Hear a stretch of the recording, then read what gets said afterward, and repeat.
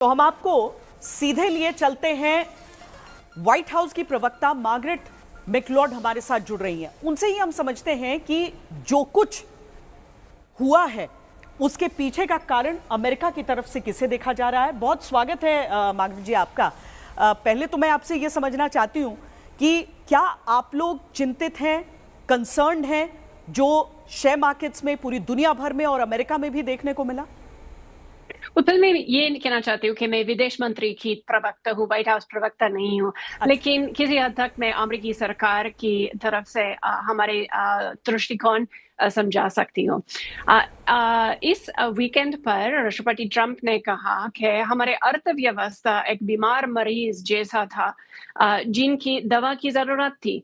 सो हम देखते हैं कि शेयर बाजार में कुछ हो रहा है अभी, लेकिन हम समझते हैं कि मुस्तकबिल में, भविष्य में हम ऐसे व्यापार बढ़ाना चाहते हैं जो न्याय, बराबरी और संतुलन पर आधार होते हैं।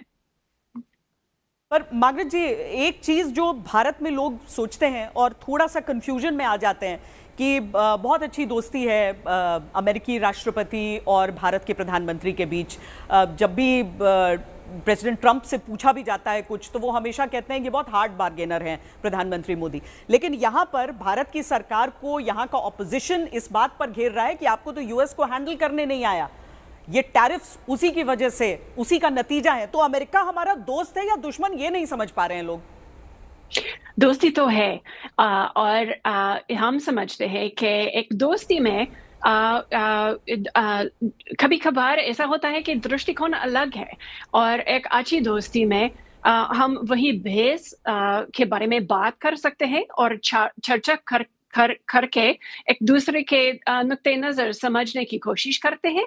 और हमारी उम्मीद है कि इस साल के अंदर ही हमारे मुज़ाकरात जो चालू है उसके तहत हम एक नया समझौता बना सकते हैं, जिसमें हमारे व्यापार न्याय, बराबरी और संतुलन के आधार पर बढ़ा सकते हैं।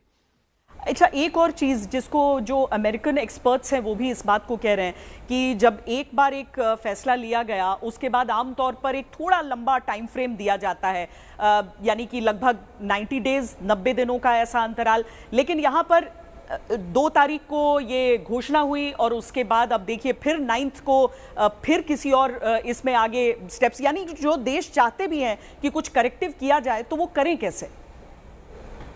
तो मैं दूसरे देशों की ख्वाहिश के बारे में बात नहीं कर सकती। मैं बस अमेरिकी सरकार के ऑफिशियल ऐलान की तर्जुमान या प्रवक्ता का काम करती हूँ। और हमारे राष्ट्रपति ने इस ऐलान 2 तारीख को कर दिया। हमारी उम्मीद है मुज़ाकरात के थ्रू हमारे एक नया समझौता बना सकते हैं, जिसमें दोनों तरफ की ख्वाहिश और फायदा हो जाएगा। मार्गरेट जी, बहुत बहुत धन्यवाद हमसे बातचीत करने के लिए। तो मार्गरेट मैकलॉड, जो कि अमेरिकी विदेश मंत्रालय की प्रवक्ता हैं, वो बेहद खूबसूरत हिंदी में हमसे बातचीत कर रही थी। अमेरिका का रुख उन्होंने रखा है, लेकिन मुश्किल ये है ना कि अमेरिका ने जो किया है उसका असर जो दुनिया भर में दिख रहा है, भारत भी अछूता इससे नहीं और खुद अमेरिका भी अछूता नहीं है।